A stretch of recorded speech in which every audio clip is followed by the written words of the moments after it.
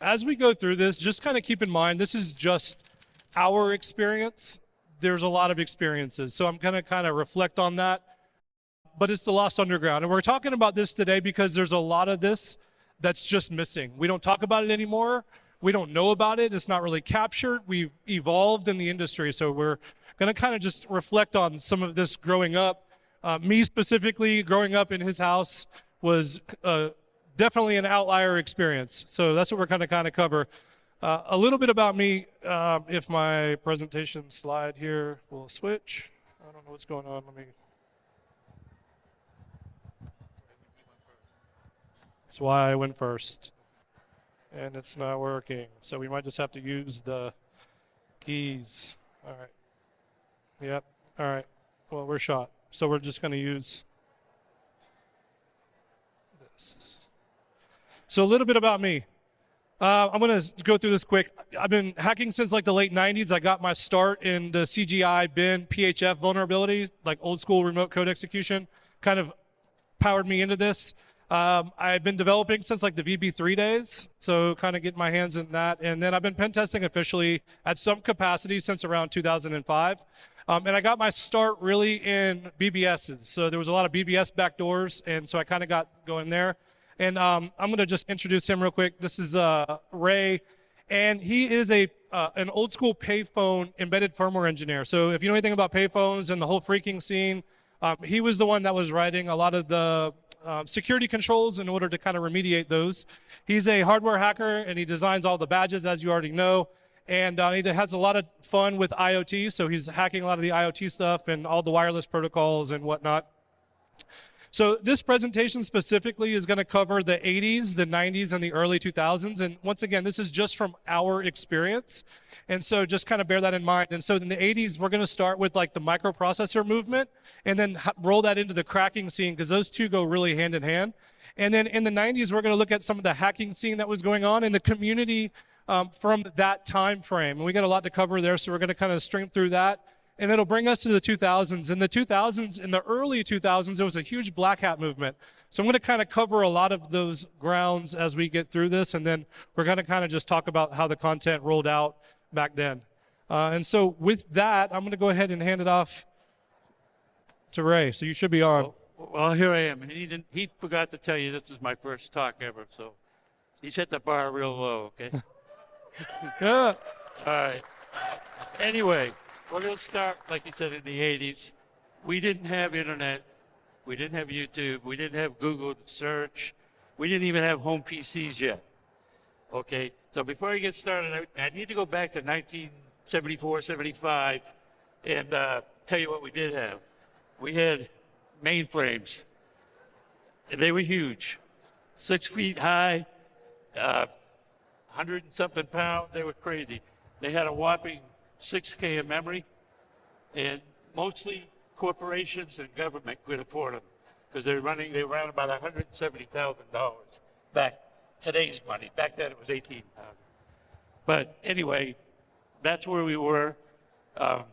Real interesting, but not for any consumers. But then in 74 and 75, we sorry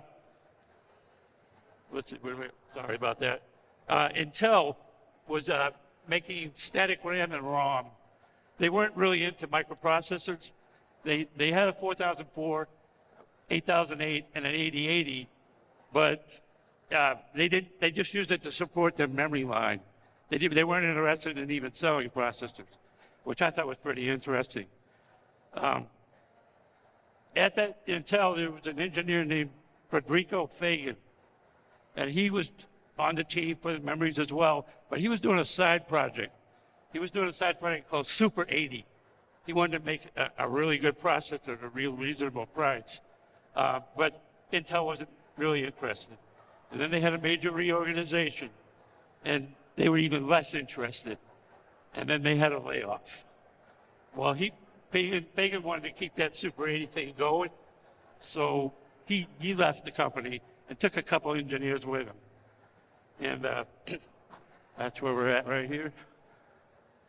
2 other engineers followed. They formed a company called Zilog, and I hope I'm saying that right. Their Super 80 chip ultimately became the Z80 processor. Hold on, sorry about that. Yeah, many use cases. There was they hit the world market, obviously, NEC, Toshiba, Sharp, and Hitachi. But they made the Radio Shack computers also, which is where I got my start. The TRS-80. Yeah, man.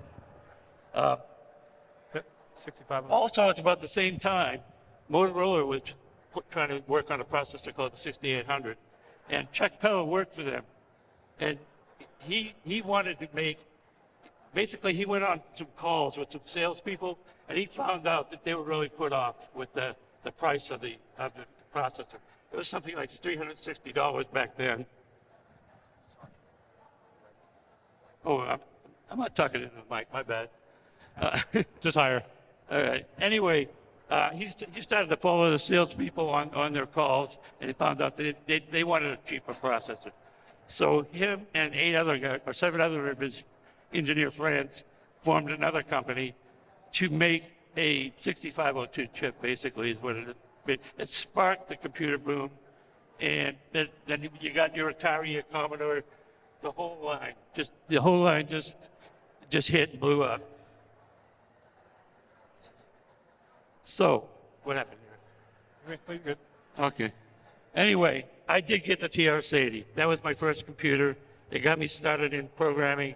I enjoyed assembly language programming. The graphics weren't all that. Block figures, stick figures, not very good graphics. But I did get a really good learning experience from messing with the Z80 chip. Oh, yeah. Well, there's my TRS-80 information anyway.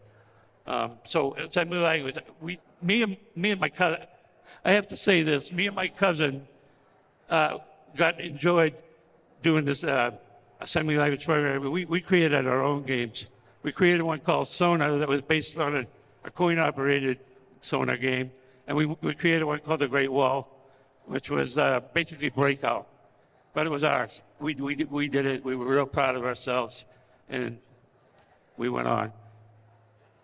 Like I said, I didn't care for the graphics on TRS-80, but when the Atari hit, oh my God, it opened all the doors.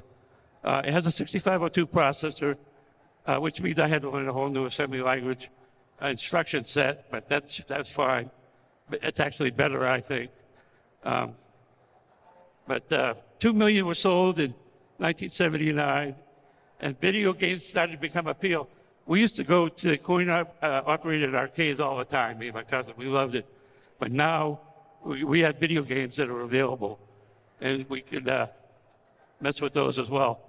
We had dial-up modem. It was only 110 baud, or 300 baud if you had the Hayes Smart modem. But we had bulletin boards. So that's starting to be a thing.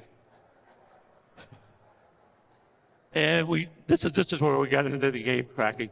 Mike had told me, he says, yeah, you're a hacker. I'm not a hacker, but yeah, I really was, and I didn't realize it until now. They had floppy disks and cassette tapes. That was how we saved our games and all. But we wanted to back up with stuff, and we wanted to share it with other people. And so we had to get into cracking just so we could do that, you know. Protective measures were obviously implemented, and they had a couple of different methods. The code wheels, we had to spin it, and licensing keys, which ended up being eGen. They put bad sectors on floppy disks intentionally so that they could check for it and allow execution or not. And the Happy Drive obviously was a drive that could copy those bad sectors, but it hadn't arrived yet. So copy protection started to cause a rebellion. People wanted to be able to copy their stuffs and back it up, and they didn't like this.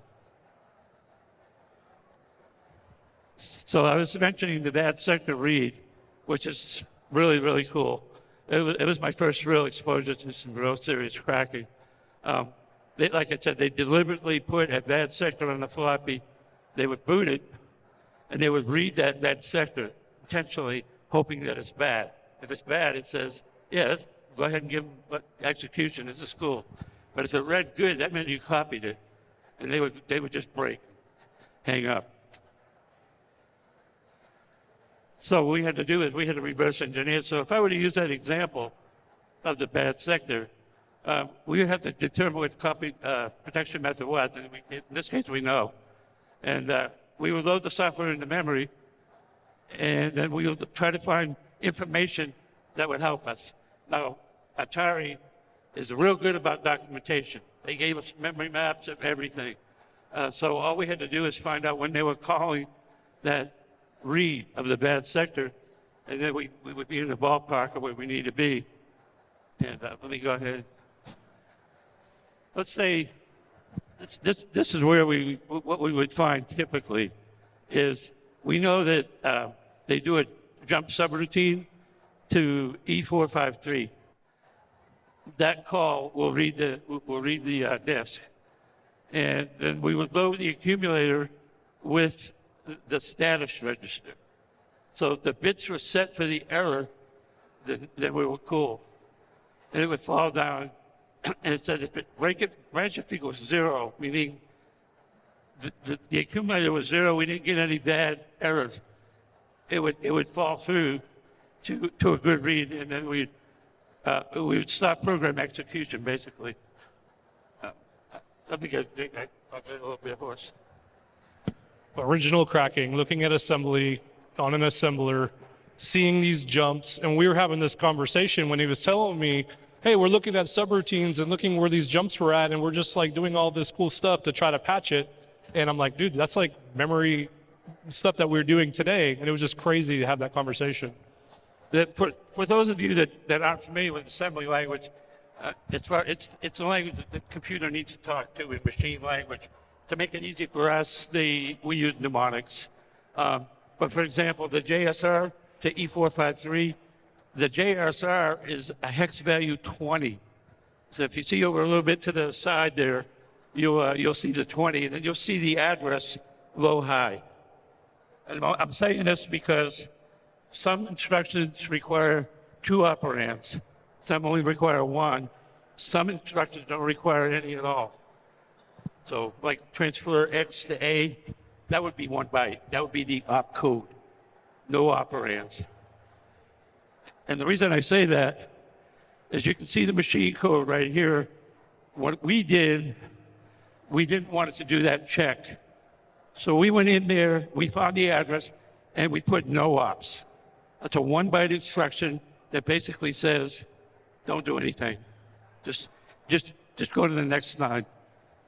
So we put no ops in there, and now it's not doing a check, and it falls right where it needs to go to start the program execution. And when we did that and we booted it, we got the game. Anyway, what we discovered too is it's a cat and mouse kind of thing. We quickly learned that the developers caught our little trick, and they would take the next step, which would be maybe do a checksum on the routine to make sure it wasn't altered or modified in any way. The number needs to come up correct. So in other words, in this particular example, the checksum would have been 6E. So if they ran the checksum on our routine, it would have been C2. It would have failed. They wouldn't have allowed execution. So what we did, we took a couple of those EAs, no ops, and replaced it with a load accumulator with some value. And we don't know what that value is going to be yet, but we're going to load it with something. And what we need to do is pick a value that will get us to 6E. So now we have a no-op routine with 6E for the checksum. And when we run it, it goes through. So, and finally, there's a third method that we saw that they used. Developers clone their original function, and then they hid it. Back then, they were using exclusive ORs to hide stuff. I think they still do, actually. So they hid it by exclusive OR. All ones become zeros, all zeros become ones. So if you were to look at it, it would look like trash, just garbage. we decided we figured that was probably what they were doing. So we exclusive ordered the whole program. Now we expected to not have any more machine code anymore, but as we scrolled down, the routine popped right out at us. So we knew at that point, we knew that's what they did. And I put a success up. It's too early, dude. So what we did, once we discovered what they were doing, we put our original code back in there, and then we exclusive ordered a copy and put it over theirs and saved it.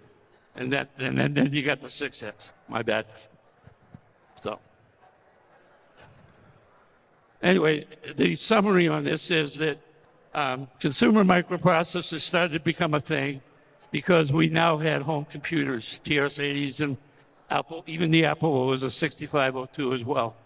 And it was basically the start of the home computer boom.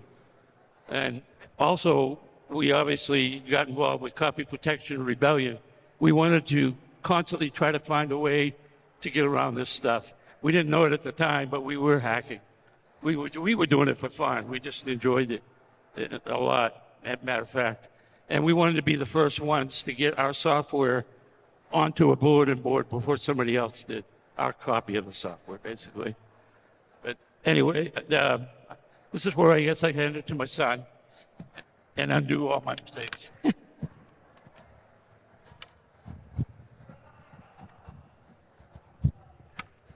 All right. I think I fixed this.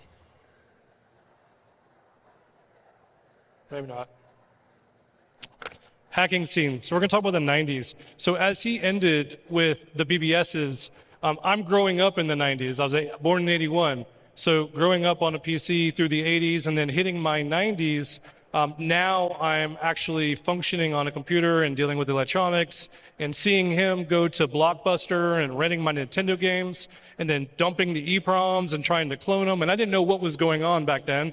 I knew that he was cloning the games, but I didn't know anything about all the electronic components of it. And that's kind of where I got started. So when I jumped in, BBSs were the thing.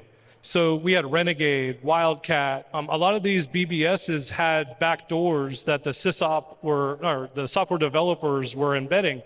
And these BBSs, I've noticed, were really all about the free flow of information. So I didn't know it at the time, but going into my house, into his closet, my mom would have these Avon boxes because she sold Avon.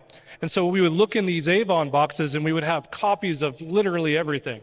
So I had like Unix System 5 Release 4. I had Red Hat Power Tools like 3.1. And so I'm in this house growing up, and then I open up this piece of paper and I find a list of local BBS nodes with their dial-up phone numbers. And so I'm starting to dial into these BBSs and getting familiar with the Where's door or the BBS doors and the games, and fell in love with Legends of the Red Dragon. Anybody a Lord player? Yes, my people. We were probably playing on the same ones. And so these nodes were spun up all around the world, but I was on my local ones and getting familiar with them, and they were all text-based. And so using that list, logging in, playing Lord, and then finding Where's, you could see why I stayed. And that was where I first got the Anarchist cookbook.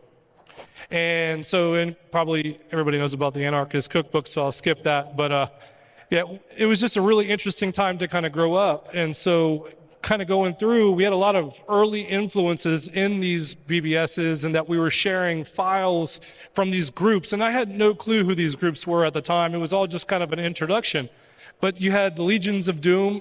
They were founded in the 80s, and they kind of created the Hackers Manifesto. So we probably know that one from the mentor. Initial vulnerability contributions that we found were through BBSs. And so it was really this influential portion of the hacker culture that I was getting introduced to that I really didn't know anything about, and I was a kid. And so obviously he didn't know what I was doing, and so it was just really kind of interesting. So I remember reading about this a long time ago, but LOD actually created a TLD on the root DNS that was called .LOD, and somehow it just showed up some way. I'm not sure how it got there. And you had Masters of Deception. This was really cool because they were doing a lot of the research into the phone systems at the time. And so it really popularized the whole freaking culture and movement that kind of happened. And so I talk about the mentor a little bit. The Conscience of a Hacker, the Hacker's Manifesto, super influential in the early days culture. And so it was just really motivated by that curiosity and then the free flow of information. It was about challenging everything, challenging authority, challenging the rules, challenging the systems. And it just created this pursuit of breaking boundaries. And it was involving tech, and it was just this is who I was, and it was the makeup of what my dad was introducing me to, although I didn't know it at the time. And it really wasn't about being malicious. It was really just about that seeking of that curiosity. And that was the hacking mindset that they really laid out. So it was laid out in the 80s, but this was well into the 2000s later on that people were still talking about this. And when we talk about freaking a little bit, I wasn't super big into freaking. My dad did more of the phone systems and stuff, but we had the blue box. Everybody knows the Captain Crunch and how he discovered the 2600. And there was a lot of fake coin deposit sounds that we were able to trigger on these payphones. But I remember being at home, because my mom worked at the same payphone company that my dad worked at. They manufactured payphones. And so she worked on the assembly side. And so they were creating like anti-stuffing devices and ways to make sure that they could detect those hacks on the payphones. And I remember the first smart card payphone. I remember you having like the card, and it had like a smart card on there. The first Spanish payphone. It was, this whole freaking scene was interesting because it was like opening up the hacking of what was to come later on when my dad was kind of working on the other side. And the phone systems were being tricked, and you could make an additional phone call, like a long distance one, without actually being billed and without being traced. And so there was this super surge in these boxes that people were creating to do these different weird things. Some were generating tones, and others were doing other things, but they were doing a lot of wiretapping and snooping on phone calls, and just a lot of good groups came out of this. And so it kind of kicked off this whole hacking, freaking, virus, cracking, anarchy movement with the BBSs. And so Usenet kind of popped up, and it was the alt.2600. Probably everybody has heard of that at one point. And we talked about the BBS backdoors, but some of them were like with the Renegade, you could push I 100 times, and it would actually push you into the sysop menu, and you could access some of the sysop functions, which was like the administrator of the BBSs. There were other ones that had hard-coded credentials backdoor. Does this sound familiar? I mean, I think we have this still happening today. There were a lot of different file access vulnerabilities because they would truncate the file name, and so you could append different ones to do these downloads, and you could download the config files with the passwords that were plain text. It was just really interesting time frame for BBSs. If you wanted to try to brute force login into BBSs, you could just do it with 2 attempt cycles, and you could actually evade that detection. So it wouldn't lock out or do anything. So you dial in 2 times, you stop, you pause, you do it again a little bit later, and it's just this very slow brute force, but it was super cool. And then we had these things called local sysop meetings, where all of the local BBS nodes that were sysops would get together. They would meet at IHOP in our town. And IHOP they would bring these big bulky laptops, and you see all the sysops kind of over there. And so I was young, like I'm a teenager, so I'm going to talk about something that I've done. But just know I was really young, and it was just kind of not good, but we would shoulder surf the sysops. And so me and a friend of mine from a town over, we grew up together, we would shoulder surf the sysops and then go home, dial into their BBSs with their credentials, and we got banned across all of the local BBS nodes. Yeah, so they didn't know that. And so you wonder why you can't dial into the BBS anymore. It was because they would block your phone number from being able to call the nodes. So you'd have to change your phone number or go to your neighbors or do something like that. And so that kind of happened, and so there was some dial-up there, and it moved into the AOL scene. So full disclosure, I skipped the AOL scene. We had 128K ISDN, so 2 64K lines that were joined, so we always had internet. I had the best of the best because of him and his work, and the work equipment that they provided, he would bring home. So I kind of was the outlier, but I did do a lot of AOL progs, and I did them for my friends. So you could like put a prog together in a little room buster or something, and you could sell it for like $15 in the neighborhood. And so that ended up happening and moving into this whole dial-up war where a lot of these big software solutions were being created, like AOL. And so AOL would steal accounts, you could phish, generate fake credit card numbers. There was these things called punning where you could send over and over and over messages and kick them offline. There were scrollers, there were mail bombs where they would dump a bunch of mail into people's email box. And there was just a lot of stuff happening. You could subscribe to mass mails. I completely forgot about this until I was starting the presentation. But you could get wares in your AOL inbox just by signing up on these mass mailers. And so this is where I got my start with really developing. So VB3 was like the hot thing at the time, and we would just use send keys. Like I wasn't even smart enough to like do anything else other than just like send keys. But it worked, and you could send keys over and over with loops and brute force into rooms, and it was super cool. At the time, AOL had like what they called it wasn't a blue team, but it is a blue team called Catwatch. And so Catwatch was basically the staff of AOL that was monitoring for the people using these progs in these rooms. And so everybody was trying to phish these overhead accounts. And so an overhead account was basically a staff account on AOL, and you got access to do stuff like reset users' passwords. And so people were using overhead accounts to steal screen names. And so it just caused this massive blowout. Then there was Merlin. Merlin was the software that AOL used to log in. And so people were trying to get access to it. And this is kind of the red-blue slide. So on the left, you have blue team. This is what Merlin looked like for the overhead users. So when I worked at AOL, they gave us an overhead account. And so we would log in, and it was actually the first place I ever had to use the RSA tokens. This was a long time ago. They were using RSA tokens for Merlin because of what was going on. And then you had AOL on the other side. It was just kind of this interesting movement that happened.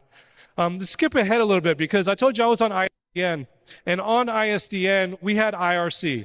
Obviously, I wear the shirt, radicalized by IRC. We had channels, and these channels, you had nicknames, and people went by nicknames and personas. You didn't go by your real name. And that was, I don't know if I talk about it in here or not, but actually it's the next slide, I'll just wait. But you had TCP client and server. So you take your client, connect it to the server, and we start learning that you could send like ICMP unreachable packets and spoof the source to the server, and it would nuke the person off. It would disconnect their session. And so if you could get their IP address, if they weren't behind like a Wingate proxy from back in the day, you could use these denial of service attacks at the time to boot people off IRC, log in, steal their nickname, rejoin the channel, and it was just causing all of this new movement on IRC. And so you had a couple different clients, and then you had scripts that people were starting to create. And the scripts were super fun. So you could build these scripts and write these tools and then automate a lot of your tasks. And so the popular servers at the time that I was on was FNet and Undernet. FNet was more fun. It was a lot more talent that was there. Undernet was a lot more trollish, but it was fun. I did both. But it really started to permeate in a culture. And so I want to talk about that a little bit because it's super important to reflect on the culture that we had then. Everything so far sounded really good, but the reality is that we had a super, super toxic culture. You want to talk about gatekeeping? At the keynote, they talked about this a little bit. It was so bad then because it was always public shaming. It was always public humiliating. There was discrimination against everything. It could be where you were from, what country you lived in, and they would shun you. It could be that you were from Dalnet, another IRC network, and all of a sudden you were like frowned upon and nobody cared about you.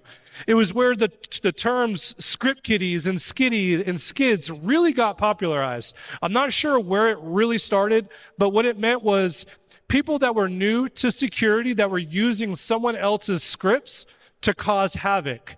And so that's where skiddies or skids or script kiddies came from. But it also coined the terms the 31337, the 1337, because it differentiated between whether you were accepted or not accepted, whether you were frowned upon or whether you were just pushed aside. And it was really hard to start fitting in. I mean, I already had a hard time fitting in at school, right? Like being a nerd, growing up in a house with super thick glasses, and then going into like the IRC and seeing all of this same stuff, it was hard to fit in. You had to like start trolling also or join up with someone that you had friends with in order to start being accepted.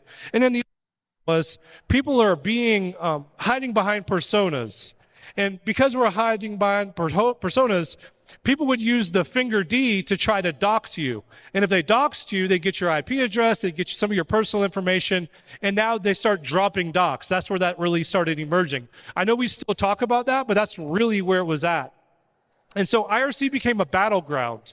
And so you had IRC wars, you had takeovers of channels, you had people pushing net splits and driving a lot of bandwidth to servers to overwhelm them so that we could cause a net split and then rejoin the server, ride that net split into a channel, take over the channel, ban everybody out of it, set a key, make it locked down so nobody had access to it. It was wild, wild west. And so this is going on. There's full-blown denial of service attacks happening.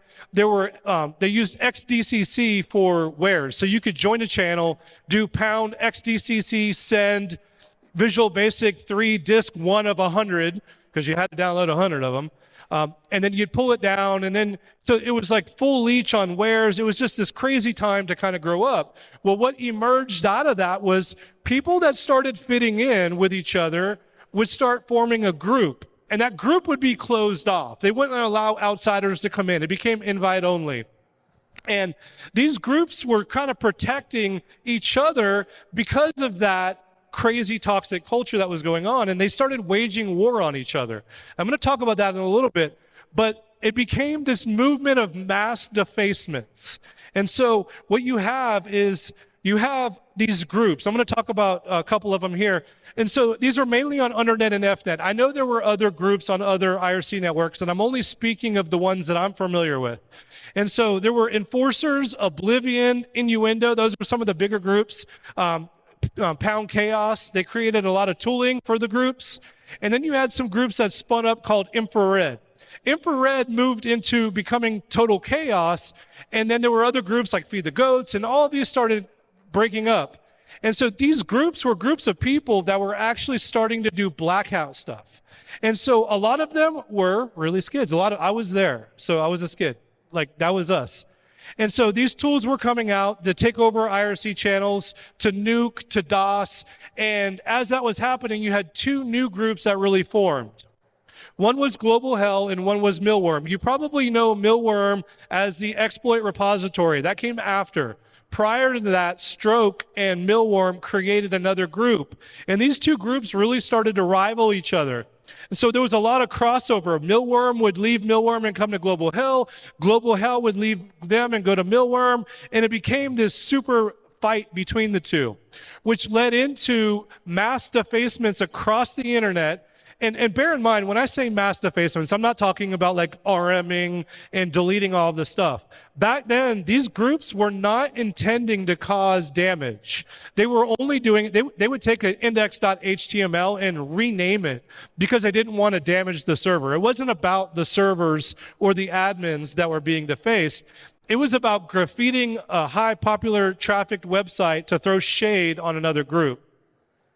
Then you had other groups that started taking over. So there was Oblivion that started, and they took over Undernet. They hacked Bob KC, which was an IRC op, and they ended up hijacking C service, which was a channel service for controlling services. And then they added what they called G lines, which was like a ban on a user. They just added star, exclamation star at star, and banned everybody, which caused massive chaos on Undernet. Everybody was banned, and these groups were just battling back and forth. And so this kind of spun up into the whole reverse engineering, vulnerability research, and exploit development mode, because now these groups were turning super black hat.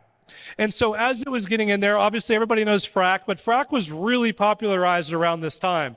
And so everybody knows LF1s, smashing the stack. It like popularized bypassing, memory corruption, all these different types of vulnerabilities that we're surfing. And then you had full disclosure and bug track that dropped. And so what was happening was you had a lot of really good groups, which I'm going to talk about next, but these groups were releasing these vulnerability details on full disclosure. So now you have these black hat groups getting access to this disclosures and learning how to weaponize it slowly, learning how to reverse engineer, learning how to read FRAC and get into a disassembler, or using soft ice and trying to learn how to do some sort of kernel exploitation. And you get access to these tools and this research, and things start going crazy. And so on FNet, some of the channels that I hung out with was Pound Hack, probably a Pound Hack on FNet. I know there's some people here I talked to already, and I know y'all are there. Pound Frac was obviously the big one. 2600 was there. I idled in there. Pound Wares was a popular one, if you could even get in there, because that was usually blocked. And then on Undernet, there was Hack Freak, Viry, some of these other channels. Super cool places to hang out to learn, but it was still a toxic environment. Then you had other groups that popped up. You had WWW. You had WWW, Tesso, ADM. A lot of these big names you probably already know, like Loft and At Stake came out at the time. CDC with Back Orifice, which was like the original C2. But these groups were doing like crazy research. People that we looked up to all the time. You'd see them, they were like unreachable. You couldn't get with them because they were a group of people that didn't want all the riffraff. They just wanted to make computer security better, so they joined up. And so you have this split that was actually happening. You had two groups that were interested in security. There was a little overlap at times where some would kind of come, but for the most part, these groups that you see up here were the groups that we were getting vulnerabilities from, or full-blown exploits that were leaking to the groups. And so a leaked exploit would come out. I think my mic is messing up. A leaked exploit would drop. That exploit would get weaponized really quickly, and it would go and just ravage the internet.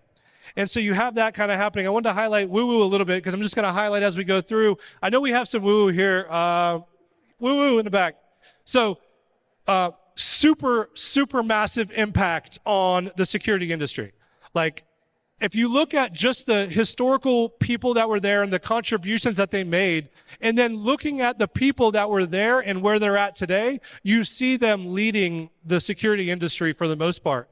And so you have a lot of people that you look up to, tools that you've used or that you know about, Nmap, Napster. You have a lot of stuff that dropped, like WhatsApp, Duo Security. A lot of these people that we have today came from this group of people.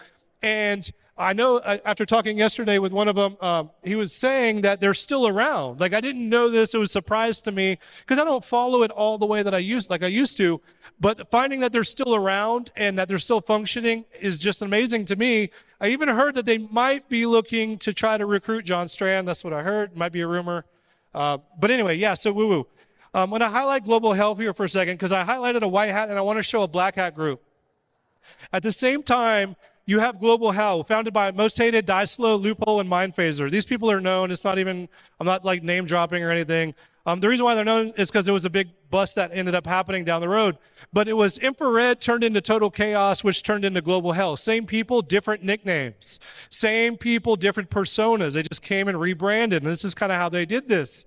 And they used teleconferences. So what they were doing was they were spinning up 1-800 number teleconferences under people's identity, and they would use this for like 2 months straight to coordinate attacks. And so this kind of was causing massive disruptions across everywhere. And so what ended up happening was you had this big group of people getting these remote root exploits that were weaponized and just damaging kind of everything. And it started, once that started happening, raids started happening, and I'll talk about that later on, but people started getting raided. And so then they started shifting their direction. So instead of just targeting like China, because China got targeted because they sentenced 2 hackers to death, right? It was like way back in the day. So all of a sudden China's in the limelight. They're hacking every Chinese website they could find and just defacing it in retribution for sentencing the 2 hackers to death. Then you had the Millworm global health drama, so there was a lot of defacements against Millworm. And then you had the shift towards the government because the government was now starting to target them. And what you're left with is a bunch of hacks. The Jet Propulsion Laboratory at NASA got hacked, WhiteHouse.gov got defaced, NOAA got hacked. There's all kinds of different types of hacks that happened. They started just hitting everybody. And as a result of hitting everybody, over 30 indictment or raids started happening across the country in the United States alone. And so FBI was flying around and they really weren't sure what to actually charge people with. And so what ended up happening was there was a lot of multiple indictments that ended up happening. Most Hated ended up getting hit for the teleconferences. He owns I think I talked to him last week, over 2 million in restitution still. He's not even in security anymore. He left the whole industry. Zyklone got busted for the WhiteHouse.gov hack. MindPhaser got busted for the Pentagon hack. There was all kinds of stuff that started to happen, but you could start seeing this evolving now. It went from just targeting other groups innocently to minor defacements to actually turning it into a real movement that was very bad. It was horrible for the industry. It was horrible for the culture. It was horrible for the people. It was horrible for the families. But it started in movement that I'm just called the Black Hat movement in 2000, because you think that was bad, but these 0 days were dropping like crazy. So now you have the wild, wild west of remote root vulnerabilities. Some of these are going to look familiar. You have StatD, you have Bind, you have Samba. All these were remote root vulnerabilities. Memory corruption. You had SendMail, Pop. All of the mail daemons were being popped. All the FTP servers were being popped. And these are remote roots. These are daemons that are running as root, open and externally facing to the internet with no memory mitigations. There was no PAX on a lot of these. PAX was like a hardening kernel that you could roll into Linux that did a lot of cool stuff that we use today. We take for granted now. It's just in the operating system, but back then you didn't have anything. And so the only thing that were required was these vulnerabilities affect a distro or a version of the distro, so you had to know the memory location offsets. So all that meant was you just had to load it up in a GDB or just a disassembler and step through, find that memory offset, change it in the vulnerability code, and now your shell code would be loaded at the right offset for that Linux distro or SunOS or BSD. And so there were no mitigations. You didn't have NXBit. You didn't have ASLR. There was none of that at the time that was openly available easy. You had to, when we were compiling kernels, you had to compile them from scratch. Like if you were running Gin2 or Gen2, however you wanted to pronounce it, you had to emerge world. Like you had to compile that thing all the way through. And so PAX was introducing this new hardened Linux kernel, which did a lot of really cool stuff. Like it would stop memory execution. They would make memory locations non-executable, so you couldn't just jump to that memory location to execute code. It would take the memory map and randomize it, which is what we now have as ASLR. It was built into PAX. And it would be able to detect overruns. So anytime you were overflowing a buffer, it was able to kind of detect that. It was all depending on what you wanted to do. So it was a really cool thing. So RPC StatD, I just wanted to talk about it real quick. This is a super cool slide because it talks about the CVE. It was a string format vulnerability, but remember, this is running as root. And so you need a precise accuracy. And if you could get that offset, StatD would execute your code. Otherwise, it would just crash. So you got one good shot. You didn't run these crazy nope sleds and all this stuff or rope gadgets to jump around. You just had to get that right offset and you were good. And so because it ran as root, when that vulnerability dropped publicly, it was game over. And so you had full disclosure, which I already kind of talked about, but you had a lot of cool stuff in there. You had this movement called anti.security.is. This is the original anti-security movement. So you've seen Anonymous or whatever come out with this anti-security movement or anti-sec. Anti-sec was actually way back in the early 2000s, and it was put together by ADM plus security.is. And so they were wanting to keep all these bugs private. Vendors were using them and then complaining and not patching and then not giving credit. Researchers were stealing them and using them or leaking them and taking credit for them. And so this whole thing was don't share bug details anymore. No more free bugs. And you can't claim someone else's bug. And it led into these zines that were being dropped by these Black Hat groups. So you had a lot of new Black Hat groups that were spinning up. You had DEF CON 10, Gobbles, Wolves Among Us. You had the Frack High Council, not to be confused with Frack. It was another troll group for Frack. You had Project Mayhem, and you had Acid Bitches and EL8 or tilde EL8 if you're familiar with them, and ZF0, Zero for Owned, or B4BO, and all of these groups were hacking white hats. They were targeting the white hat vendors. They were targeting white hats.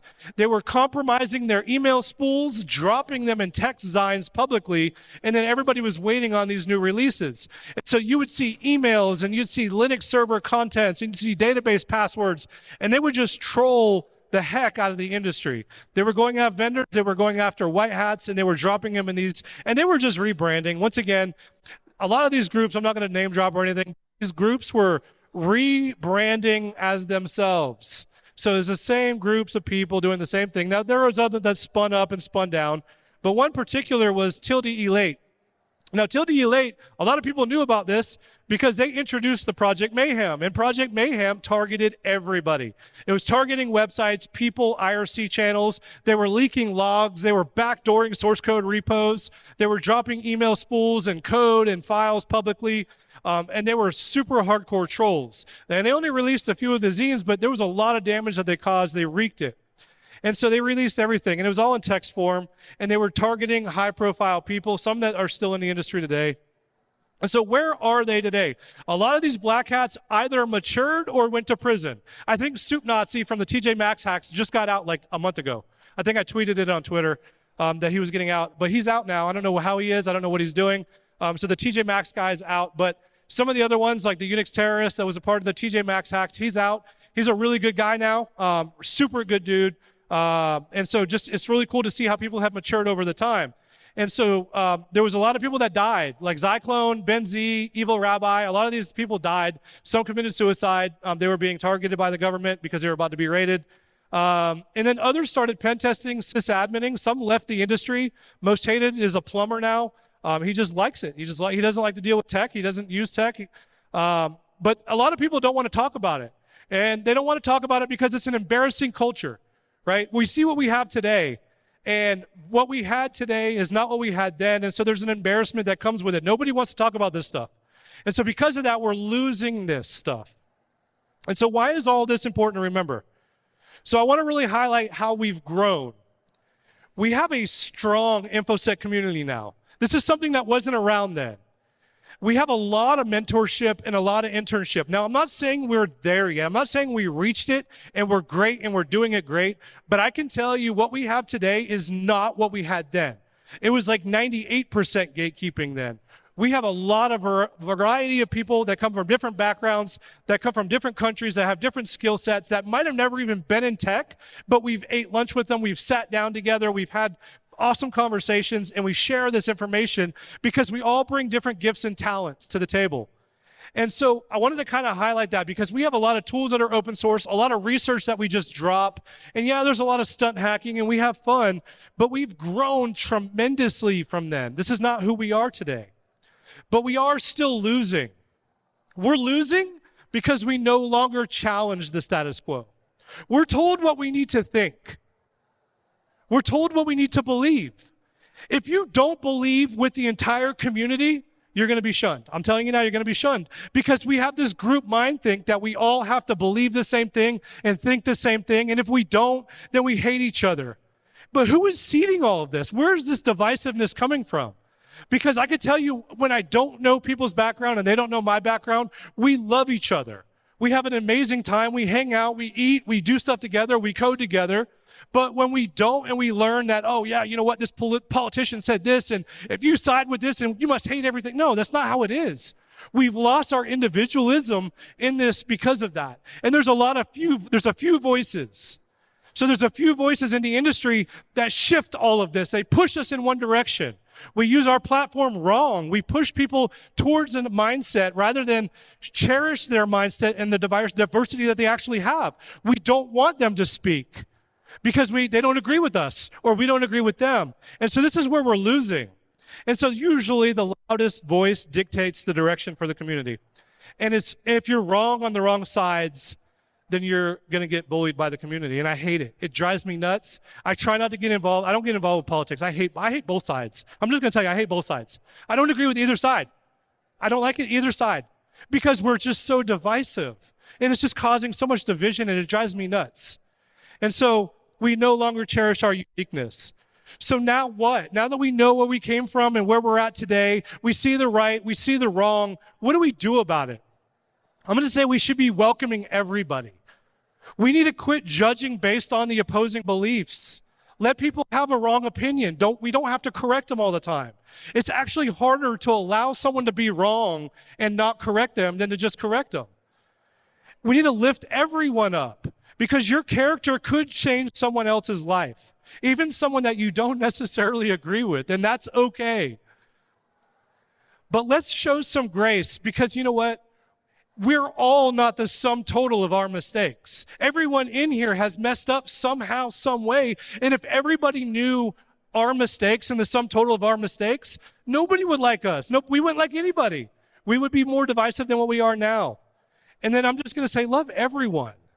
Everyone. Don't let them, whoever them is, divide us. You know who your them is. I don't know who it is for you. I know who it is for me. But I'm not allowing them to divide us. And so that's what I'm going to leave you with. And the last thing is just challenge the status quo.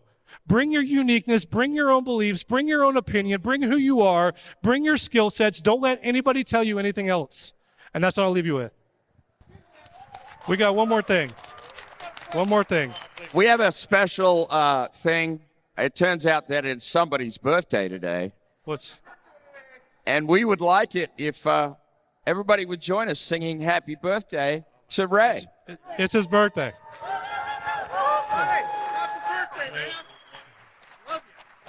All right. Happy birthday to you.